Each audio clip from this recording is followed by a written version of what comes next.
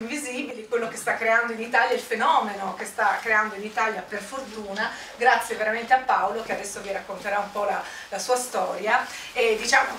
io brevemente vi dico che dal 2010 è attivo come regista e videomaker in ambito televisivo, web e aziendale, si specializza in documentari, docufiction e reportage. Nel 2014 per la trasmissione Lucignolo 2.0 di Italia 1 realizza con Elena Redaelli l'inchiesta Con gli occhi della Generation, che vince il premio giornalistico Ilaria Alpi. Nel 2017 per la trasmissione La Gabbia Open di La 7 realizza con Annalisa Corti il videoreportage sul ghetto islamico di San Siro, che si aggiudica il premio giornalistico Guido Vergani, per cui diciamo è un uomo che ha lavorato per il mainstream e ora ci dirà qualcosa. E nel 2022 poi arriva il suo capolavoro Invisibili, prodotto dalla Playmaster Movie con l'aiuto regista Alessandro Amori, che è anche il creatore di Playmaster Movie e precedentemente aveva realizzato i due film Vaxover, che forse qualcuno di voi ha visto, e Effetto Lockdown, Fuori Tutto, che proietteremo anche in sede. Tra l'altro il compositore delle musiche di Invisibili è Nicola Bottos, che si è diplomato al Conservatorio di Klagenfurt, ma anche laureato al Conservatorio di Trieste, quindi insomma c'è un pezzettino della nostra città all'interno del film, per cui lascio la parola a Paolo Cassina.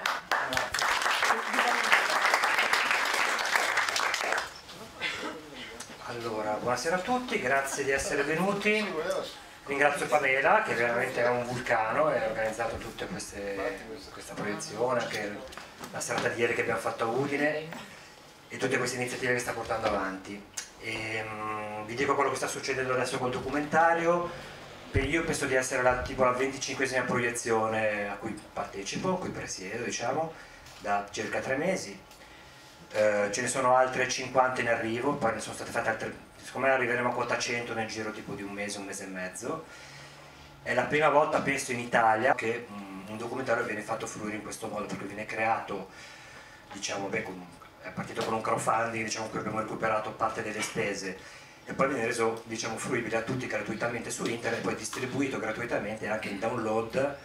per permettere appunto di scaricarlo e a ognuno, diciamo, a ogni gruppo, a ogni associazione di organizzarsi la propria proiezione. Per cui in questo modo, che è un modo penso innovativo, sta riscuotendo un grandissimo successo, per cui come ho detto ci sono tantissime proiezioni. Sono partito da uno scantinato a Milano a fare una proiezione, siamo passati per una palestra di danza, per altri posti un po' improbabili, quasi nascondendoci. Abbiamo fatto una proiezione nella sala comunale di Arezzo, che forse è stata la seconda o la terza, non mi ricordo più, e lì ci siamo proprio intrufolati alla chetichella perché chiaramente non era una cosa autorizzata, cose così. Adesso la cosa è cambiata, per cui come forse sapete alcuni sindaci ci stanno invitando in mezza Italia. A Genova abbiamo fatto la proiezione in questa sala comunale bellissima, affrescata, dove c'erano 250 persone, sono rimaste fuori e la polizia che ci faceva da cordone di sicurezza. Per cui per fortuna la cosa sta cambiando, molte istituzioni stanno recependo la cosa, le polemiche vengono stoppate in partenza perché questi personaggi che fanno polemiche come il professor Bassetti non hanno poi il coraggio di intervenire alle proiezioni perché evidentemente non sono così convinti delle tesi che portano avanti, per cui andiamo avanti e speriamo che la cosa continui a suscitare interesse per da una parte portare un po' di giustizia a queste persone danneggiate, come vedrete nel documentario, dall'altro ovviamente sensibilizzare quelle che continuano a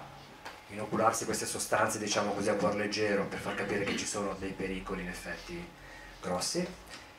E questi sono i due obiettivi, diciamo, principali del documentario. Vi racconto qualcosa su di me, come mi sono avvicinato a queste tematiche che mi hanno accompagnato dall'inizio della mia, chiamiamola carriera, chiamiamolo percorso lavorativo. Io praticamente uno dei primi lavori che ho fatto 25 anni fa circa, ho lavorato per una grossa ditta di eventi dove facevo il grafico e i nostri clienti principali erano le ditte farmaceutiche, fra cui la Pfizer, e già lì ho avuto proprio la possibilità di vedere come queste grosse farmaceutiche operassero in modo totalmente, diciamo, invasivo e non corretto, perché venivano appunto organizzate queste convention dove venivano spesi milioni di euro, ai tempi non c'era l'euro, venivano pagati cabarettisti 30.000 euro all'ora per fare un intervento di 20 minuti, venivano regalati orologi, penne, stilografiche d'oro ai medici per appunto promuovere un prodotto farmaceutico piuttosto che un altro, chiaramente andando oltre la qualità del prodotto, chiaramente. Le stesse farmaceutiche che, come tutti sapete, poi fanno fare le ricerche sulla bontà di alcuni farmaci, chiaramente sovvenzionando le stesse enti che fanno le ricerche, per cui chiaramente è un circolo vizioso, come anche i dottori qua in sala potranno confermare. Poi ho lavorato per la Gabbia, come diceva Pamela, e lì abbiamo indagato il mondo delle lobby farmaceutiche. Ho fatto 2 viaggi a Bruxelles e lì abbiamo proprio mappato le varie lobby che ci sono in centro a Bruxelles e abbiamo visto come servizi che trovate anche sul mio profilo Vimeo o trovate forse ancora in giro, e come le lobby farmaceutiche, ma non solo farmaceutiche, chiaramente parliamo anche di multinazionali della telefonia, della petrolchimica, qualunque, che sono comprati in mezzo centro di Bruxelles per andare a fare pressione sui parlamentari europei. Questa pressione a volte viene scoperta, pochissime volte, a volte no. Adesso è stata scoperta, come tutti sapete, per i mondiali del Qatar, dove appunto questi parlamentari sono intascati milioni di euro per far chiudere un occhio sulle condizioni inumane con cui lavoravano appunto questi poveri lavoratori per costruire gli stadi. Poi c'è stato l'ultimo step, che è stato appunto quello del decreto Lorenzin, che mi ha avvicinato al mondo, diciamo, delle vaccinazioni. E lì una mia carissima amica ha avuto una figlia danneggiata da vaccino, che per fortuna si è salvata, è stata recuperata in tempo perché non ha riportato dei danni permanenti. Però la cosa mi ha talmente, diciamo, colpito che ho cominciato a appunto intervistare tantissimi genitori di bambini danneggiati, militari che vengono sottoposti a batterie di vaccini in maniera allucinante e vengono sostanzialmente usati come cavie, ed è un po' quello con cui siamo stati anche, cui è stato oggetto anche, diciamo, la popolazione mondiale in quest'ultimo periodo. Però i militari hanno fatto veramente da apripista, così come i bambini. Ho capito assolutamente come il fenomeno fosse molto più esteso rispetto a quello che ci veniva fatto credere, ci viene fatto credere tuttora, e che quello probabilmente, questa è la mia opinione, era un test per vedere quanto la popolazione avrebbe reagito ad un obbligo vaccinale, che in quel caso è stato per i bambini, ricordiamoci 12 vaccini, poi diventati 10 per malattie totalmente assenti sul territorio nazionale. E purtroppo la gente non ha reagito bene, perché c'erano pochissime persone in piazza. Io ne ho fatto un po' di manifestazioni, eravamo veramente in 4, cioè rispetto alla popolazione mondiale e alla popolazione appunto dei bambini italiani, e questa violenza è andata avanti, diciamo, quasi nel silenzio. Vabbè, dopodiché è arrivato il Covid. Io già lì avevo fatto un documentario che adesso rimetterò probabilmente su Playmaster Movie, che durava una mezz'oretta. Lì non ho avuto, diciamo, la forza di espormi, al contrario di altri documentaristi. Per esempio l'altro ieri a Udine c'era Ambra Federico, che è anche lei che è friulana, e che ha realizzato questo documentario in tempi non sospetti, il ragionevole dubbio. Lei si è esposta, lei è una mamma, per cui aveva fortissime motivazioni. Io all'epoca non mi ero esposto, mi sono esposto adesso, infatti questo è l'ultimo step, diciamo, perché comunque non ce la facevo più a sopportare di lavorare per il mainstream, che mi faceva fare delle cose che andavano totalmente contro la mia etica. Per esempio l'ultimo servizio che ho fatto, che mi ha fatto, diciamo, pensare, che mi ha fatto capire cosa cavolo ci facevo lì, cioè mi ha fatto riflettere, è stato, sono entrato in un ristorante con le telecamere nascoste per andare diciamo, a